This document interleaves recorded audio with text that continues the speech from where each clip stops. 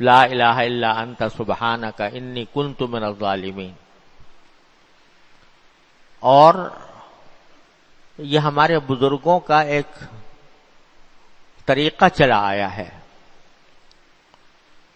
کہ جب کسی مسلمانوں پر کوئی اجتماعی قسم کی مشکل آتی ہے یا خطرات درپیش ہوتے ہیں تو گھروں میں بھی پہلے 1.25 لاکھ آیت کریمہ کا ختم کیا جاتا تھا. میں بچہ تھا چھوٹا سا، تو میرے اپنے بچپن میں یاد ہے کہ جب پاکستان بننے والا تھا اور مسلمانوں کے اوپر ظلم و ستم کے پہاڑ توڑے جا رہے تھے، تو اس وقت ہمارے گھروں میں ہر گھر میں آیت کریمہ کا ختم ہوتا تھا، اور آیت کریمہ کے ختم کے بعد دعا ہوتی تھی. ہمارے محلہ تھا دیوبند میں، اس کے ہر گھر میں آیت کریمہ کا ختم ہوا کرتا تھا. کہا جاتا ہے، بزرگوں کا تجربہ ہے کہ 1.25 لاکھ مرتبہ آیت کریمہ پڑھ لی جائے تو اللہ تعالیٰ آنے والی مصیبتوں کو ٹال دیتے ہیں. یہ تجربہ ہے. لیکن اس آیت کریمہ کی تھوڑی سی تفصیل سمجھانے کو دل چاہ رہا ہے. یہ آیت کریمہ کس سیاق میں، کس حالت میں نازل ہوئی تھی. قرآن کریم میں اس کا ذکر آیا ہے. یہ آیت ہے قرآن کریم کی، اور واقعہ یہ بیان ہوا ہے کہ آپ سب حضرات جانتے ہیں کہ حضرت یونس علیہ السلام کو اللہ تعالیٰ کی مشیت سے مچھلی نے نگل لیا تھا، اور وہ مچھلی کے پیٹ میں 3 دن انہوں نے گزارے. مچھلی کے پیٹ میں آپ اندازہ کریں کہ کوئی بڑی مچھلی ہوگی جیسی ویل مچھلی ہوتی ہے. اللہ تبارک و تعالیٰ کی طرف سے اپنے نیک بندوں کی آزمائشیں بھی ان کی شان کے مطابق ہوتی ہیں. تو یہ کوئی معمولی آزمائش نہیں تھی کہ سمندر کے اندر ڈال دیا گیا اور وہاں سے مچھلی نے نگل لیا. 3 دن اس میں رہے. اب آدمی اگر مچھلی کے پیٹ میں چلا جائے تو اس کا ایک ایک لمحہ قیامت ہوگا. ایک ایک لمحہ کے اوپر کیا گزرے گی اس کے اوپر.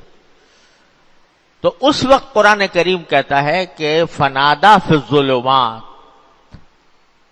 وہ جو مچھلی کے پیٹ میں جو اندھیرے تھے، اندھیریاں تھیں، ان اندھیریوں میں حضرت یونس علیہ السلام نے پکارا، لا الہ الا انت سبحانک انی کنت من الظالمین. کیا مانا؟ کہ آپ کے سوا کوئی معبود نہیں، کوئی خدا نہیں.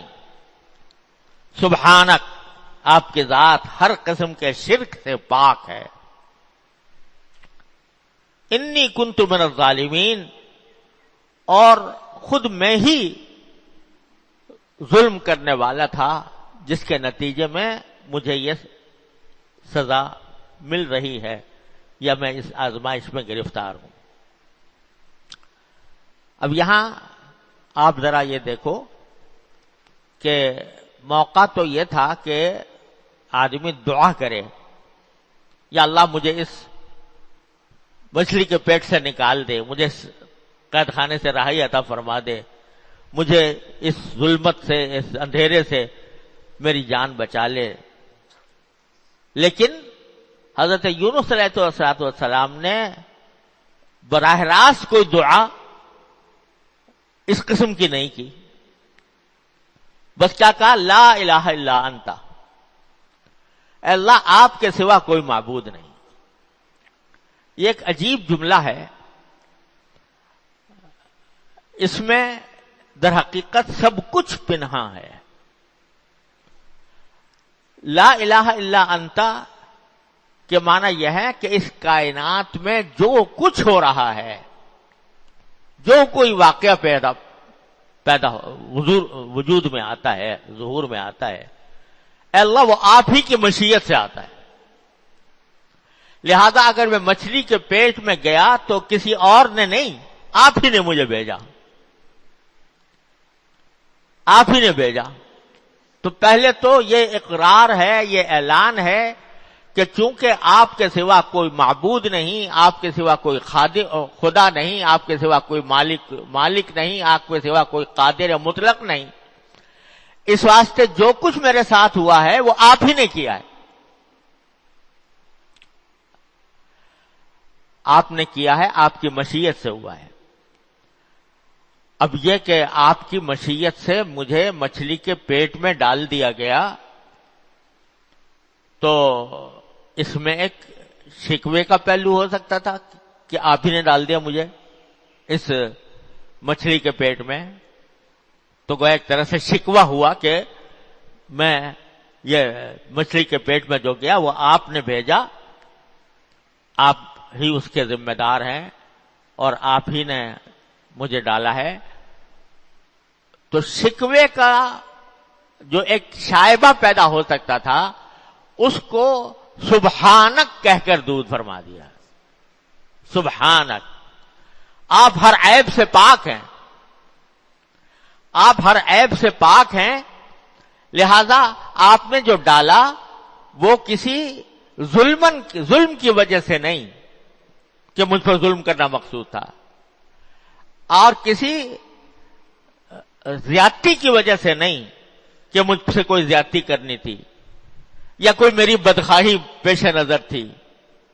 تو لا الہ الا انتا، جو کچھ ہوا وہ آپ ہی کے مشیت سے ہوا اور کسی عیب کے بغیر ہوا، کسی نقص کے بغیر ہوا، سبحانک، جو کچھ ہوا وہ آپ کی مرضی سے ہوا۔ اور اصل سبب کیا تھا؟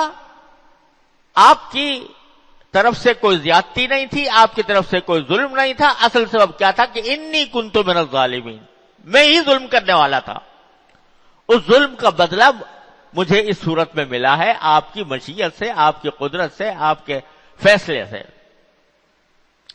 کیا معنی ہوئے کہ اللہ تبارک، اے اللہ جو کچھ ہوا وہ آپ کے فیصلے سے ہوا اور آپ کی مشیت سے ہوا، آپ کی مصلحت سے ہوا، جس میں کوئی عیب نہیں، اور اس کا اصل سبب یہ تھا کہ میں خود ظلم کرنے والا تھا، اس واسطے یہ ساری آزمائش مجھے بھگتنی پڑی۔ تو کیا ہوا کہ اقرار ہے ایک طرف اپنی غلطی کا، اپنے طرف سے جو خطا ہوئی اجتہادی، اگرچہ وہ اجتہادی خطا تھی لیکن اس کے اوپر استغفار ہے، اقرار ہے، اور اللہ تعالیٰ کی مشیت پر رضامندی کا بھی اظہار ہے، کیونکہ آپ سبحانک، آپ ہر غلطی سے پاک ہیں، لہذا آپ کے اس فیصلے میں کوئی نقص نہیں، کوئی عیب نہیں۔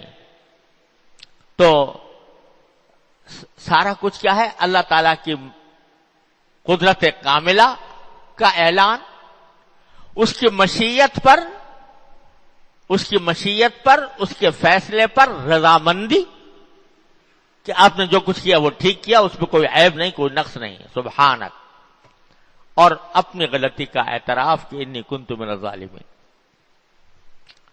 اب یہ جو جملہ فرمایا فنادا فی الظلمات اللہ الہ الا انت سبحانک انی کنت من الظالمین، اس میں لفظوں میں تو کوئی دعا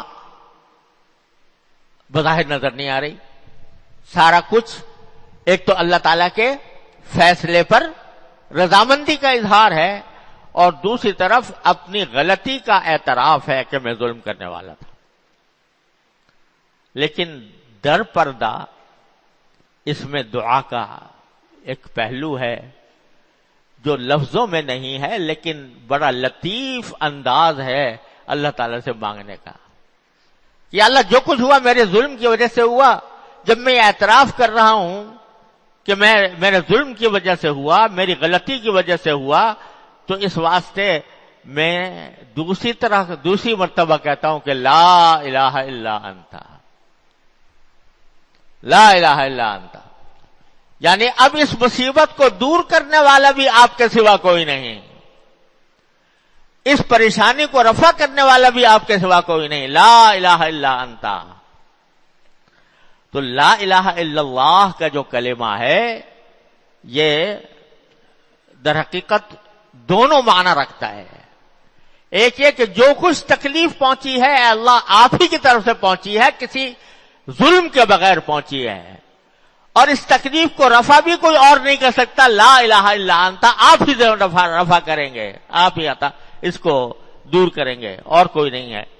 لہذا لا ملجا ولا منجا منک الا الیک، آپ کی طرف سے اگر کوئی تکلیف پہنچے تو اس تکلیف سے بچنے کا اور اس سے نکلنے کا راستہ بھی سوائے آپ کے کوئی اور نہیں۔ تکلیف آپ نے دی، برحق دی، لیکن نکلنے کا راستہ بھی آپ کے سوا کوئی نہیں، آپ ہی نکالیں گے، آپ ہی اپنے فضل و کرم سے دور کریں گے۔